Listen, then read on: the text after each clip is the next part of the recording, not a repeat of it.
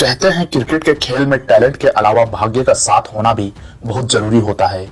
क्योंकि क्रिकेट इतिहास में कई ऐसे खिलाड़ी हुए हैं जिनमें टैलेंट की तो कोई कमी नहीं थी, पर भाग्य का साथ न मिलने की वजह से वो उस मुकाम तक कभी नहीं पहुंच पाए जहां पहुंचने के वो वाकई में हकदार थे।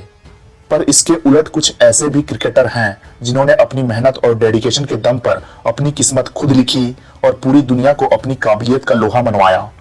और आज हम ऐसे ही एक क्रिकेटर के बारे में आपको बताने जा रहे हैं जिनके क्रिकेटिंग करियर पर आप नजर डालेंगे तो आप कहेंगे कि भला कोई खिलाड़ी इतना अभागा कैसे हो सकता है, पर इसके बावजूद उसने कभी हार नहीं मानी और आगे चलकर अपने शानदार खेल की बदौलत कामयाबी की एक नई दास्तान लिखी। दोस्तों, मैं बात कर रहा हूं साउथ अफ्रीकन टीम के सलामी बल्लेबाज रहे डीन एल्गर की, जिन्होंने अपने फेयरवेल टेस्ट सीरीज में 185 रनों की शानदार मैच विनिंग पारी खेलकर न केवल सबको अपना दीवाना बनाया बल्कि अपने इंटरनेशनल करियर को एक अच्छे नोट पर खत्म करने में भी सफल रहे। आज की वीडियो में हम इसी खिलाड़ी के बारे में बात करते हुए उनकी जिंदगी और करियर पर एक नजर डालेंगे। डीन एल्गर का जन्म 11 जून 1987 को साउथ अफ्रीका के वेलकम नामक शहर में हुआ था। बचपन से ही क्रिकेट में रुचि होने की वजह से उन्होंने बड़े होकर क्रिकेट में ही अपना करियर बनाने का फैसला किया। स्कूलिंग क्रिकेट और जूनियर क्रिकेट में अपनी पहचान बनाने के बाद उन्हें साल 2005-06 में साउथ अफ्रीका की domestic cricket team free state की तरफ से खेलने का ऑफर भी आ गया और उन्होंने 23 फरवरी 2006 को नॉर्दर्न्स के खिलाफ खेलते हुए अपने फर्स्ट क्लास करियर की शुरुआत की, जहां वो दोनों पारियों को मिलाकर केवल 6 रन ही बना सके। अपने शुरुआती मैचों में खराब प्रदर्शन करने के बाद आगे के मैचों में उन्होंने अपनी परफॉर्मेंस में सुधार किया और अपनी टीम के लिए कई बेहतरीन पारियां खेलने में सफल रहे। इस दौरान वो साल 2006 में हुए अंडर 19 क्रिकेट वर्ल्ड कप में बतौर कप्तान साउथ अफ्रीकन अंडर 19 टीम को लीड भी कर चुके थे। हालांकि डीन एल्गर डोमेस्टिक क्रिकेट में तो लगातार रन्स बना रहे थे, पर नेशनल टीम के सिलेक्टर्स को उनका खेल पसंद नहीं आ रहा था, जिसकी वजह से उनका नेशनल टीम में जाने का सपना पूरा होता नहीं दिख रहा था। पर बचपन से ही जिद्दी स्वभाव के रहे डीन एल्गर ने भी ठान लिया था कि चाहे कुछ भी हो जाए पर वो साउथ अफ्रीका की तरफ से इंटरनेशनल क्रिकेट खेलकर ही दम लेंगे। इसीलिए उन्होंने अपना पूरा जोर लगा दिया और 2009-10 के फर्स्ट क्लास सीजन में वो 12 मैचों में 5 शतक और 62.78 की शानदार एवरेज से कुल 1193 रन बनाकर सीजन के हाईएस्ट रन स्कोरर बन गए।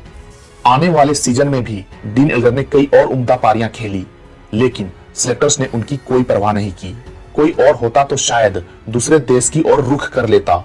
जो कि अक्सर साउथ अफ्रीका के प्लेयर्स करते आ रहे हैं। पर डीन एल्गर ने ऐसा कुछ नहीं किया और साउथ अफ्रीका के लिए डोमेस्टिक क्रिकेट में अपना बेस्ट देते रहे। वो कहते हैं ना, मेहनत करने वाले को सफलता भले देर से मिले पर मिलती जरूर है, और ऐसा ही कुछ डीन एल्गर के साथ भी हुआ। 6 सालों के लंबे इंतजार के बाद फाइनली डीन एल्गर को सिलेक्टर्स ने साल 2012 में श्रीलंका के खिलाफ होने वाली ओडीआई सीरीज के लिए साउथ अफ्रीकन टीम में सिलेक्ट कर लिया। पर उनकी किस्मत इतनी खराब की ठीक उसी दौरान उन्हें इंजरी हो गई और उन्हें टीम से बाहर होना पड़ा। इसके बाद उन्हें दोबारा मौका दिया गया इंग्लैंड के खिलाफ नवंबर 2012 में हुए ओडीआई सीरीज में, लेकिन वहां पर भी किस्मत ने उनका साथ नहीं दिया और बारिश की वजह से पहला मैच रद्द हो गया,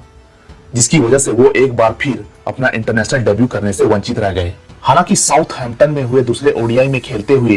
डीन एल्गर फाइनली अपने इंटरनेशनल करियर का आगाज करने में सफल जरूर हो गए, पर अपने डेब्यू मैच में वो कुछ खास कमाल नहीं दिखा पाए। आगे के मैचों में भी वो कुल 4 पारियों में केवल 93 रन ही जोड़ सके, जिसकी वजह से उन्हें ओडीआई टीम से बाहर कर दिया गया। परंतु डोमेस्टिक क्रिकेट में उनके शानदार परफॉर्मेंस को ध्यान में रखते हुए सिलेक्टर्स ने नवंबर 2012 में ऑस्ट्रेलिया दौरे के लिए डीन एल्गर को टेस्ट टीम में शामिल कर उन्हें अपनी काबिलियत को साबित करने का एक और मौका दिया। लेकिन पर्थ में खेले गए अपने डेब्यू टेस्ट में वो एक बार फिर अपने आप को साबित करने में बुरी तरह नाकाम रहे और दोनों पारियों में 0 पर आउट हुए, जिसके बाद ये कयास लगाए जाने लगे कि अब सिलेक्टर्स शायद ही एल्गर को दोबारा मौका देंगे। पर अपने डेब्यू टेस्ट और डेब्यू ओडीआई सीरीज में बुरी तरह फ्लॉप होने वाले डीन एल्गर को सिलेक्टर्स ने एक और मौका दिया न्यूजीलैंड के खिलाफ होम टेस्ट सीरीज में, जहां आखिरकार एल्गर ने दूसरे टेस्ट में 103 रनों की नाबाद मैच विनिंग शतकीय पारी खेलकर न केवल अपने टैलेंट को साबित कर दिखाया बल्कि सिलेक्टर्स के भरोसे पर भी खरे उतरे। अपने शुरुआती इंटरनेशनल करियर के दौरान एल्गर का बैटिंग ऑर्डर कभी फिक्स नहीं हुआ करता था, जिसकी वजह से वो कभी भी एक पोजीशन पर नहीं खेला करते थे। लेकिन मार्च 2014 में जब ग्रीम स्मिथ इंटरनेशनल क्रिकेट से रिटायर हुए, तब टीम मैनेजमेंट ने एल्गर को इसी साल जुलाई में श्रीलंका के खिलाफ गाले टेस्ट में बतौर ओपनर प्रमोट किया जहां उन्होंने 103 रनों की बेहतरीन पारी खेलकर मैनेजमेंट के इस फैसले को सही साबित भी कर दिखाया।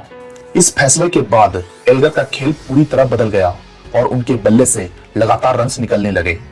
साल 2015 में एल्गर ने इंग्लैंड के खिलाफ डरबन टेस्ट में 118 रनों की एक और शानदार शतकीय पारी खेली और अंत तक नाबाद रहे।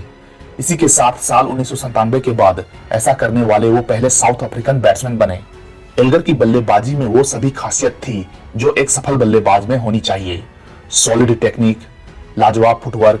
बैकहॉफ अंदाज और सबसे बड़ी बात, मुश्किल परिस्थितियों में भी पिच पर टिके रहने की काबिलियत, जिसकी बदौलत वो आने वाले समय में कई कीर्तिमान अपने नाम करने वाले थे। मार्च 2017 में न्यूजीलैंड के खिलाफ डुनेडिन टेस्ट के दौरान उन्होंने 140 और 89 रनों की एक और जबरदस्त पारी खेली और साथ ही साथ एक टेस्ट की दोनों पारियों में 200 और उससे ज्यादा गेंद खेलने वाले पहले साउथ अफ्रीकन बैट्समैन बने। इसके अलावा जनवरी 2018 में भारत के खिलाफ और मार्च 2018 में ऑस्ट्रेलिया के खिलाफ पारी की शुरुआत कर अंत तक नॉट आउट रहते हुए एक कैलेंडर ईयर में ये कारनामा करने वाले वर्ल्ड के पहले क्रिकेटर होने का गौरव भी अपने नाम किया। जून 2021 में वेस्टइंडीज के खिलाफ टेस्ट सीरीज में डीन एल्गर बतौर रेगुलर कप्तान मैदान में उतरे और उनकी लीडरशिप में साउथ अफ्रीका ये टेस्ट सीरीज 2-0 से जीतने में कामयाब भी रही। अगले 2 सालों में एल्गर ने बतौर कप्तान तो साउथ अफ्रीकन टीम को कई शानदार पल दिए, पर एक बल्लेबाज के तौर पर उनका योगदान औसत ही रहा, जिसके बाद उन्होंने फैसला किया कि भारत के खिलाफ साल 2023 के अंत में होने वाले होम टेस्ट सीरीज के बाद वो इंटरनेशनल क्रिकेट को अलविदा कह देंगे। और फिर आया वो दिन, तारीख थी 27 दिसंबर 2023, जब भारत के खिलाफ पहले ही टेस्ट में एल्गर ने 185 रनों की एक ऐसी जबरदस्त पारी खेली जिसने भारत को इस मुकाबले में वापसी करने तक का मौका नहीं दिया और साउथ अफ्रीका को सीरीज में 1-0 की लीड दिला दी। हालांकि अपने आखिरी टेस्ट में वो कुछ खास नहीं कर सके, जिसकी वजह से साउथ अफ्रीका ये टेस्ट 7 विकेट से हार गई और एल्गर को अपनी फेयरवेल टेस्ट सीरीज 1-1 की बराबरी के साथ खत्म करना पड़ा। परंतु इसके बावजूद अंत में वो टूर्नामेंट के हाईएस्ट रन स्कोरर होने की वजह से मैन ऑफ द सीरीज के अवार्ड से जरूर नवाजे गए। एल्गर की एक और खास बात यह थी कि उन्होंने तब रन्स बनाए जब टीम को उनसे रनों की सबसे ज्यादा जरूरत थी। यही वजह है कि उनके द्वारा बनाए गए 14 टेस्ट शतकों में साउथ अफ्रीका को केवल 3 में ही हार का सामना करना पड़ा है, जो कि अपने आप में ही एक शानदार रिकॉर्ड है। वहीं उनके स्टेट्स की बात करें तो डीन एल्गर ने साउथ अफ्रीका के लिए 86 टेस्ट मैचेस खेले हैं, जिनमें 37.65 की एवरेज और 14 शतकों के साथ 5,347 रन बनाए हैं, जिनमें उनका हाईएस्ट स्कोर 199 रन है। लेकिन वहीं उनके ओडीआई करियर की बात करें तो शुरुआती कुछ मौकों को छोड़कर उन्हें कभी भी लिमिटेड ओवर्स क्रिकेट के लायक ही नहीं समझा गया, जिसकी वजह से वो केवल 8 ओडीआई मैचेस ही खेल सके, जहां वो 17.33 की बेहद ही खराब एवरेज से केवल 108 रन ही बना सके।